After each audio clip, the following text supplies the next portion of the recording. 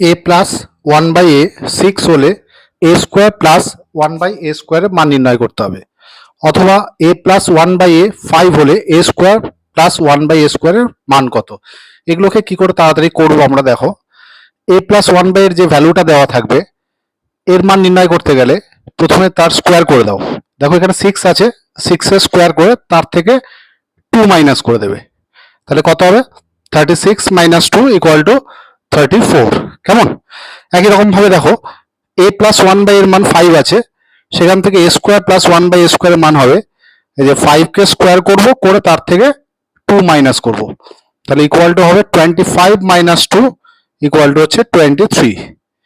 এইভাবে a plus one by a three হলে a square plus one by a স্কোয়ারের মান কত, এটা তোমরা নিজেরা করে আমাকে কমেন্ট বক্সে জানাবে।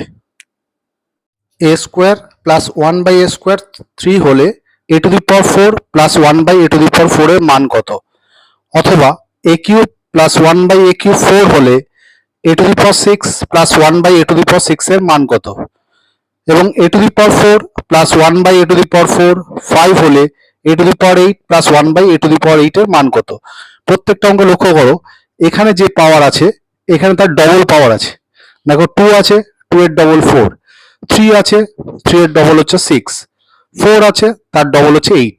এরকম টাইপের যদি মান নির্ণয় করতে বলে তাহলে কি করবে, এ স্কোয়ার প্লাস ওয়ান বাই স্কোয়ারের যে ভ্যালুটা দেওয়া আছে তাকে তোমরা স্কোয়ার করে তার থেকে টু মাইনাস করবে, তাহলে কত হবে nine minus two equal to seven.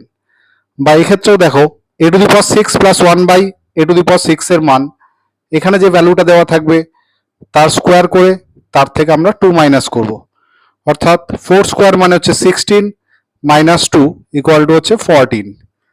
তাহলে এইভাবে a to the power four plus one by a to the power four five হলে a to the power eight plus one by a to the power five এর মান কত হবে, এটা তোমরা নির্ণয় করে আমাকে কমেন্টে জানাও।